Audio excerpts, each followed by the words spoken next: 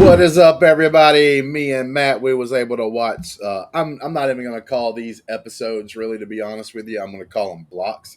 The first block of Andor that was laid down in front of us for the new show, season 2, because they are releasing them 3 episodes at a time. And in between each section, there's going to be like a year gap. So the 3 that we watched, there's going to be like a year gap again, and then we're going to get started with the story over again. It's almost, because of timing, almost like watching like 3 movies, to be honest Yeah.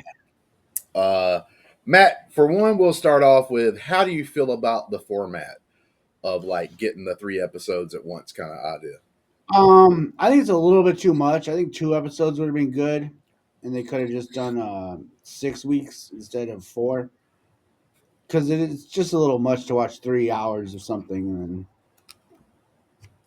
I can kind of get that because of the simple fact of these were like the first 3 episodes of a season, and it's technically not a movie, although it's about a movie length thing yeah, when you put them together. Because when you watch a movie, you know, you got the whole setup of how a movie's set up. Act 1, Act 2, Act 3. You kind of get that here, but like for instance, these first 3 episodes are like setups, like for the rest yeah. of the season. So that's the thing that I would say is not like the greatest. I'm not hating it though, just because of the fact that you do have the gap, so you get all the story, then a gap, then a 1 year gap, and then all that story, and then another gap, Yeah. leading up until like basically this show we know is going to lead up to Rogue One. But just like first overall thoughts of these first 3 episodes, Matt. Um, I thought they were okay. The first two I thought were kind of a waste to me, just because I don't know. Andor was tied up with those guys for too long to me. Like they were idiots, and I thought he could have got away faster than however long it took. But the third episode was really good. I like that one a lot. Except the rave music and stuff. I don't know why they had to show so much of that rave dance going on at the I'm wedding. Yeah, I will actually 2 things I'll push back on that particular point you just made. I actually think for like what it was going for, like an after wedding party kind of thing, you got all the young people there and stuff like that. I didn't mind the sound. Like it was different enough for me. It didn't sound just immediately like something I've heard that is in that kind of music genre. You know what I'm saying? Like it did Yeah. have like this different feel to it. So I didn't mind that at all. And I'm going to tell you, during that scene, the Mon Mothma character, the actress is, I think, doing a pretty damn good job playing Mothma, by the way. Uh, like, I thought that was actually really cool and interesting, like, because of what happened before she starts dancing. And then while she's dancing, Yeah. like the facial expressions and the things that are happening during that scene, I thought was actually pretty good. So, like, I actually like that. I do agree with you as well. That middle part, so basically episode 2, I also thought was kind of like I get what they were trying to do. It was like this is a rebellion group. Technically, they're all on the same side, right? They're Yeah. all rebels. But this rebellion group was very disorganized. They had something happen before uh, to to make them all discombobulated and everything. They didn't have a true leader and all this stuff. Like, so I get what they were trying to do, and but I kind of agree. Like, it almost would like felt like I don't really have to have this. Now Yeah. that can change is if in another block a couple of those characters become like say pivotal characters, right? So some of the characters that we met during that like little escapade there, if they actually do get involved in the story later on, then it will make like that episode or in that little time frame like a little better for me. But I agree, man, they Yeah. were idiots. And like I did think it was like super goofy that when Andor is like getting away, it's literally because they're playing like Rochambeau, Yeah. like a Star Wars version of Rochambeau. Like, yeah, I Yeah. thought it was going to be like a a fight between these guys, like basically calling each other out, and then we're gonna have like this uh, fight between them. And it turns out, like I said, they end up playing like a Star Wars version of Rochambeau. Like I'm fine with that idea, but I'm not fine with the execution of that being like the crescendo, like the thing that like lets Andor leave. Like I would have been cool if they were like playing that in the background, or if we had like a little scene where they're playing like a Star Wars version of Rochambeau. That could have been Yeah, like a little side thing. I just thought it was kind of silly how it ended up being like the thing that let Andor escape because they're coming. They had been shooting at each other. Hell, one yeah, side was trying to pull the ship towards the other side so they could shoot them, yep, like kind of deal. So like they were literally uh like trying to kill each other, and then like they come together and it's like, oh shit, boy, that's about to throw down, like leader versus leader. Let's see what happens, like, and whoever wins and takes control kind of situation.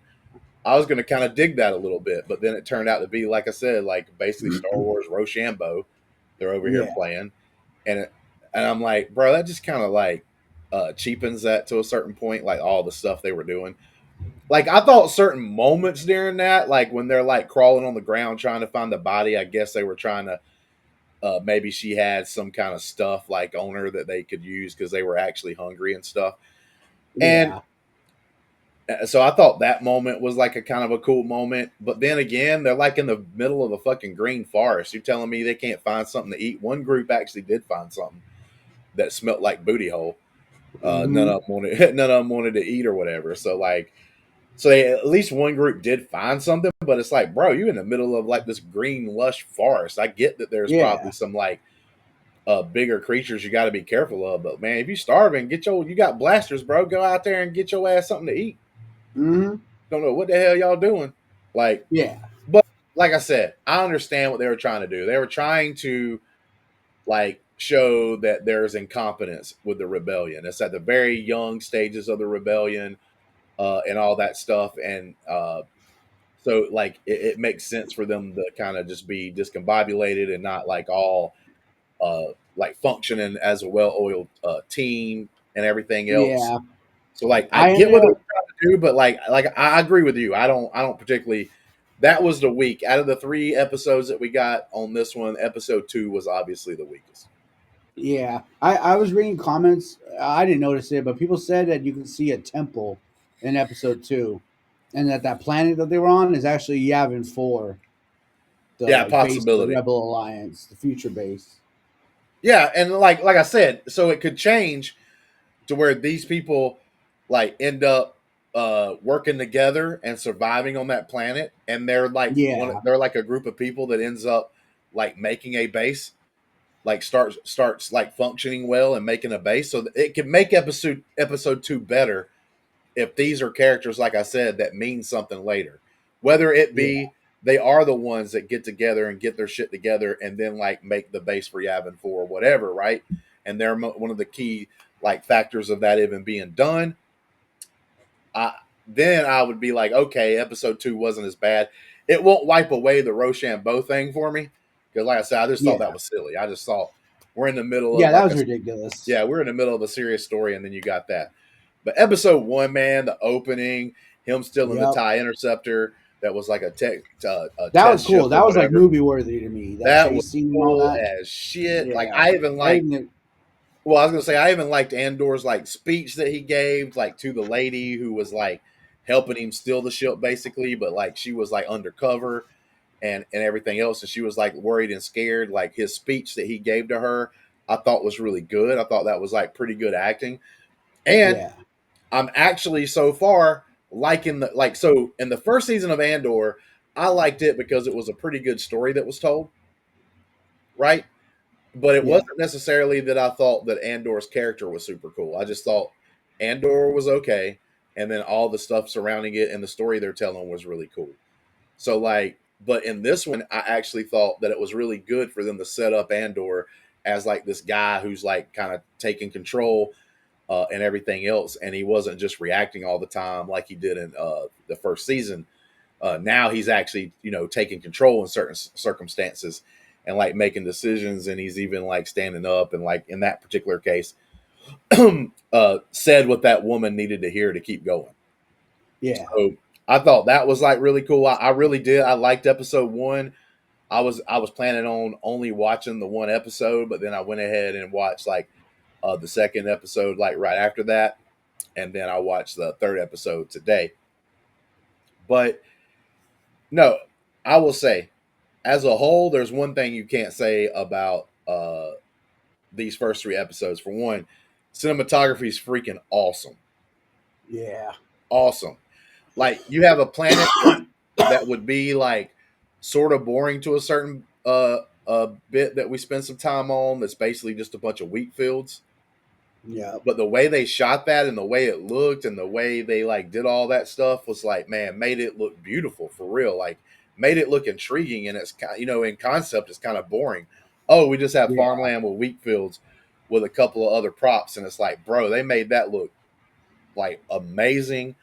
The stuff that we were just talking about with like the ship and stuff and him like getting away in the escape in that first episode looked amazing. Like pretty much everything in here looked amazing.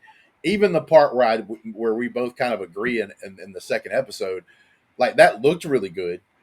I just Yeah. didn't really care about like what they were doing. But I love I'm gonna be honest with you, man. This is solid writing. Now, I will say these first three episodes, couple of little action moments here and there, had more of a story, had more of a setup going for it. But I thought it was written well. I thought it was written the correct way, and yeah, I really dug a lot of the stuff that was going on here. As far as like how everything's being set up, it all makes sense. There's no like, what the hell is it? Like the only part so far was that second episode where we've talked about. That was kind of like I said, the Rochambeau thing kind of felt out of place or whatever, and Yeah. then them kind of squabbling with each other. You know what I'm saying? You Yeah. For kind me, that's where I was done with it. When they were just yelling ship to ship at each other, I was like, get out of here. right, and Yeah. so like I kind of agree with that. But episode one and episode three, for instance, like if you take away the part, or even the stuff in episode two was like good as well, except for like I said, that group of people that Andor ends up jumping into or whatever that's got him captured. But the rest of the episode was like written really good, man. Like I just really like the intrigue. The You don't have to have action to set up anticipation for things. With Mon Mothma, and like that Luthen guy, I think he does awesome and amazing. All the people that they cast, I thought like did really well, like in all the positions. Like so, even though these first three were kind of like set up, and they did give us some action, and I do like the setup. Like I think the setup's well done. So now it's about execution from this point forward, right? Yeah. We're gonna have to start getting closer and closer to the big action piece that we'll be having as we go, like and that kind of thing. Now, one thing I've seen some criticism on, and I'm like 50-50 on it. I don't know 100% how I feel. Is we did have the scene where Bix Andor's like, I guess you would say love interest or whatever. Like I Yeah. don't like her, and the scene that we had with the lieutenant and the Imperial army here that shows up, and Yeah. he goes up and talks to her, and you kind of get the hint that like he's kind of digging her. You know what I'm saying? Mm, And then when he leaves like his team and it's just him and his driver, and he shows up at the place and she's like the only one there at the time because all the other chaos stuff is going on. Like, and he comes in there and does the whole like sexual assault thing. So we'll just say it like that. Because yeah. certain words you gotta be careful of saying on YouTube. But I'm like 50-50 on it because it does make sense. Like someone with power like that guy has, when he comes and they're doing the audit of the planet, like he's like the guy that everybody's afraid of and everything else. It does Yeah. make sense for someone like that to try to abuse their power and stuff like he did, and try to make it be like, oh, if you don't like, you know lay down with me, like there's going to be consequences. But Yeah. then it's like, man, how do I really feel about that being in Star Wars? Like, you can make people be evil and bad without throwing that kind of thing in Star Wars. Yeah, I read some people say they felt pretty uncomfortable during it. And it's like, it's just weird because it's Star Wars. And I'm fine with having grown up stories and stuff in Star Wars. I'm perfectly fine with it. I wish they had a little more of that, to be perfectly honest. But like going to that level, like I said, you could have made that guy be an evil bastard by not going to that part. So that's the part that I'm kind of like, I don't know how I feel about it, because like I don't necessarily hate it, but and like I said, it's you can, there's a point to be had there when you have these people that are supposed to be bad people that have power like that. Yeah, of course things like this would happen, but I just don't know if you show that in Star Wars. I like, and that's the thing that I have on that. That's the other critique. So the group of rebels that we bump into that Andor gets captured by, they're kind of idiots and morons, and then they're playing the Rochambeau, and then this scene to me, like where you're actually going to that level, to that Yeah. dark of a place in Star Wars, is kind of like I said, it's I'm 50-50. I don't know really how much I feel about it, to be perfectly honest. And did you think it was kind of weird for that to be in Star Wars, going that far with it?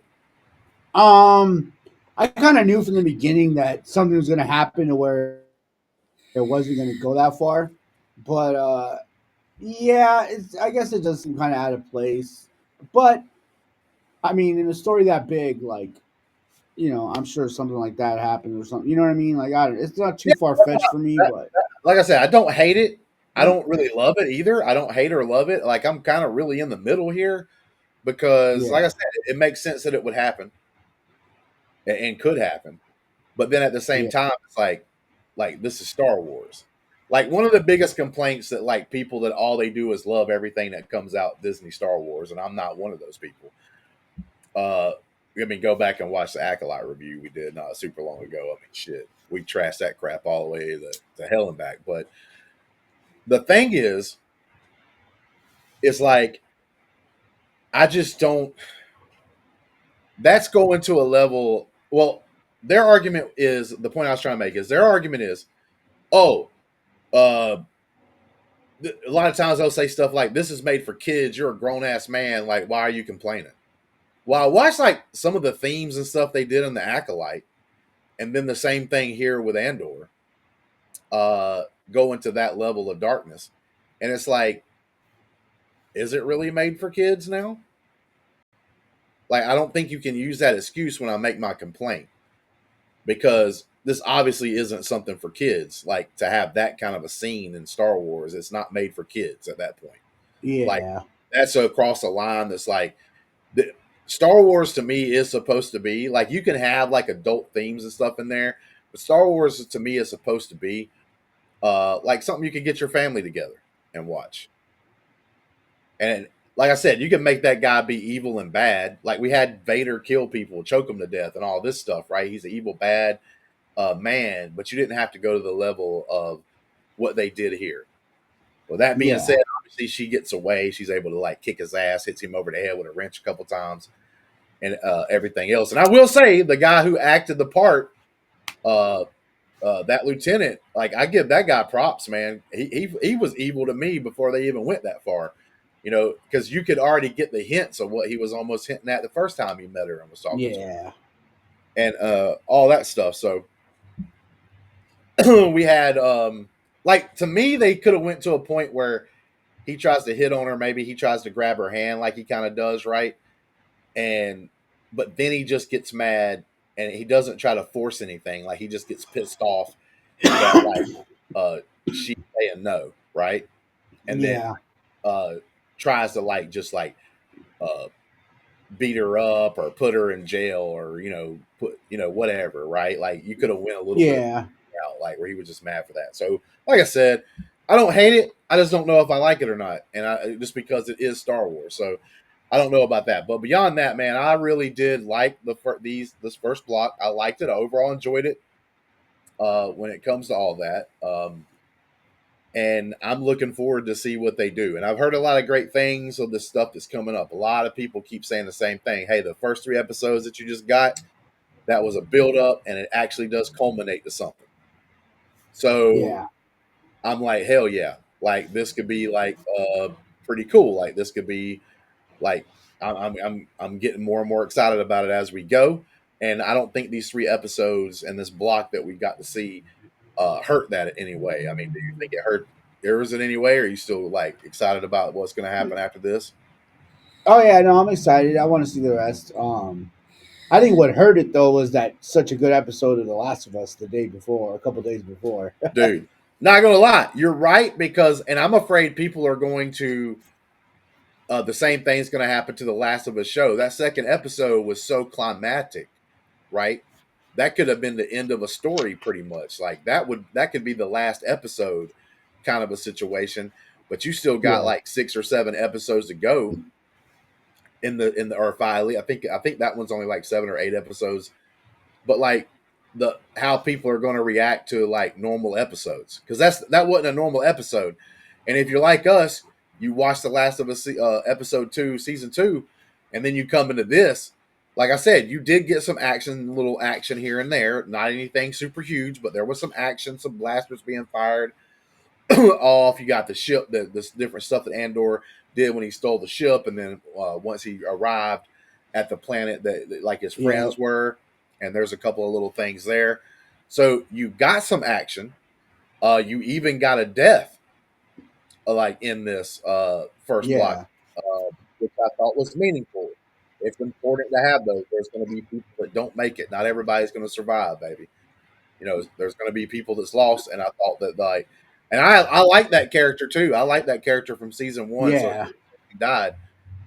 But like I said, yeah, when you watch something as powerful as episode 2 of The Last of Us, and then you watch something that doesn't have as much climax to it, like you're gonna almost feel like you're kind of a little down. So yeah, you yeah, could be right. yeah. That's the only thing I'm saying. Just because when you see something like that great so recently, like not to say that this was bad. I'm not saying this was bad at all. Just yeah, when you see something reach like the heights of that, and then you jump into something new. But then this is also the beginning tale, kind of. So But I like they got to Krennic. ease into it. Krennic was up in this first block. I thought he did cool. Like, so like the bad guy, and I can't remember. So I'm not good with names, so I'm gonna forget names. But you had the lady from the first season, the blonde headed lady, who's like part of this ISB stuff going on, and she's got her like sort of mentor, the older guy that's kind of with her there, and they talk together and stuff. I just think all these characters, facial expressions and stuff like that. Like I like the build up, and like I was saying, when you mentioned something at the very beginning when they were doing the dance that had that music, the Mothma dancing was like, bro, I just thought that was really cool because she's going through all these emotions because someone she knew that she was friendly to for lots of years, like I think she said like 25 years or so, that they had been friendly. Because everybody knows the guy who got on his little, like, I guess you would call it a speeder, whatever it is, to get to his ship so that he could leave, that guy's got. Yeah. He gone. And we probably won't see him actually get killed because, like I said, they're going to skip a year into the future when the next 3 episodes come out. But, like, Yep. so, but he's dead.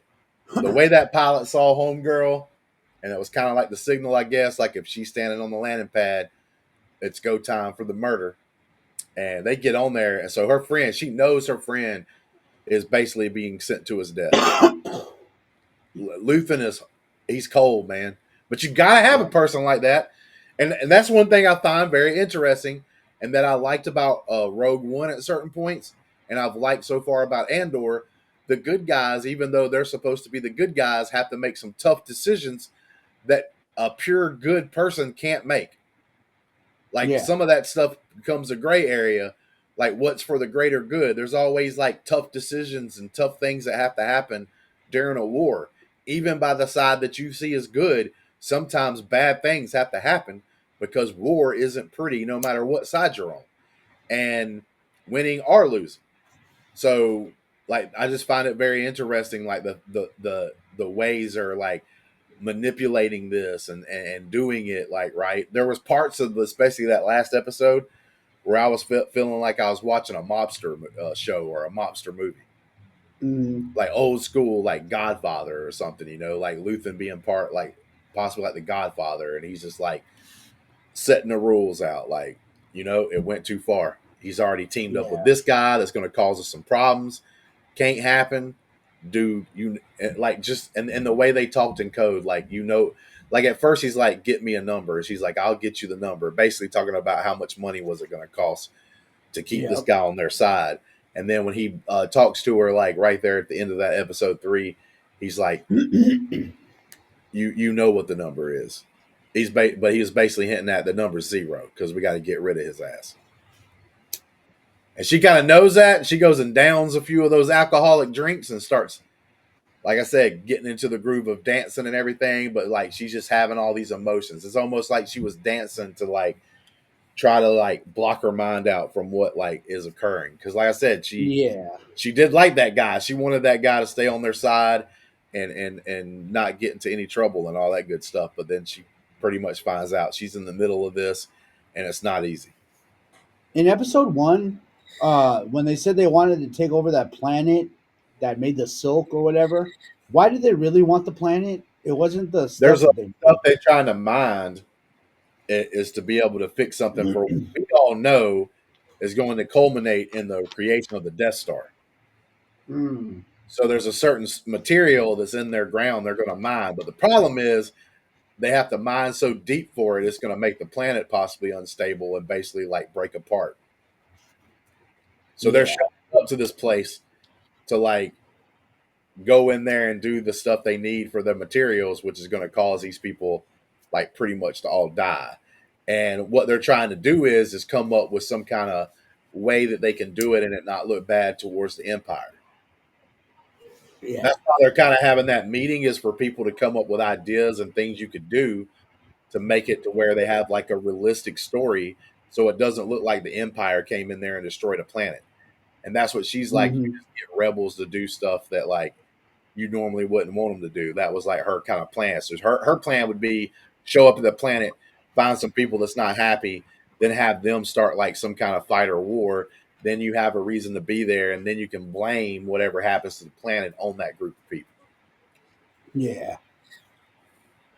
And but no, I really found like the Empire showing up, doing the audit and everything else, where they were checking to make sure everybody's kosher, they're where they're supposed to be, like even those little things and how they did it. That's why I said that it was creatively done well. It was written well, because like that moment could be another bland moment, but to me, I was finding that stuff interesting because it was written smart. It wasn't stupid and dumb.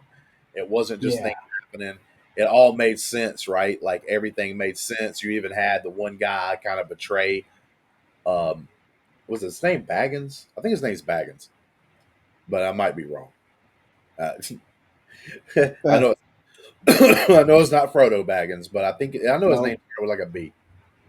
But like he ended up like losing his life, and like I said, I thought that was really cool to do because now we got stakes. So Yeah. we obviously know that Andor is going to make it to Rogue One, and he's going to pass away. But like, what about these surrounding characters? Was any of Hmm. them in danger? And now we know they actually are in danger. They are in danger.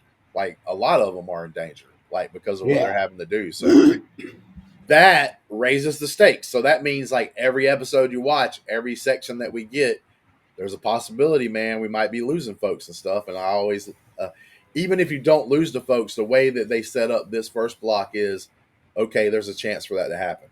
So even if it doesn't Yeah. happen in the next block, the next 3 episodes, that we lose anyone, you don't have to now because you already set it up to where it can be. So even if most of the people survive going from here on forward, there's always that lurking thought in the back of your head. There's a doubt. Oh, wait, oh, Bix might not make it, right? Yeah. Their other friend might not make it. Like Mothma or some of the people around her, like because for instance, like even Mothma with her daughter, right? Like I don't know a lot about what her daughter does because they don't really expound upon that on any of the Star Wars as far as movies go or anything. There may be some stuff like about what happened to her daughter in like some books or anything like that, maybe, but I don't know that particular piece of information. So like you may even have like her husband get caught in some crap, Uh, Yeah. her daughter get caught in some stuff, like in her new marriage and everything else. So, like, nah, it's interesting. Uh, I'm Yeah. really down for it. I really thought it was a good setup. To be just Yeah. perfectly I honest. really liked all the sets and shit that they had for the show. Everything looked dope. Like so lived in, you know what I mean? Like Yeah, even like I said, the things that I didn't love about these first three episodes, the couple of things we've already talked about, even that stuff looked good. That's yeah. one thing I can say. So we will see what happens from here on out. Was there anything else that you may have noticed or that you wanted to talk about these first three episodes? No, I think we got it all. I'm waiting to see the next ones. We covered it all. Like I'm pretty much I'm sitting like it's not gonna be a glorious like I mean that Last of Us episode was like we ranked or at least I did. I'm ranking that shit like at about a 9. But definitely A+ on that episode for Last of Us. Yeah. These first three episodes, like it's not gonna be as high, but that doesn't mean like I'm down on it. Like I said, it's to be expected. They're setting us up for the rest of the story, and hopefully it's a setup that's gonna leave us like with some good stuff coming up. And like I'm about a 7.5 on That's where I'd be too. yeah, about a 7.5 on these first three episodes. I got a little bit of action. I got like political intrigue that was done well. I felt like I wasn't being. I just hate watching something where I feel like I'm the smartest. Like I could have did it smarter. Like you know what I'm saying? Like I'm watching these things. These people are supposed to be professional writers and stuff. They should be able to do and write things that make me feel like, oh yeah, these people are possibly smarter than I am.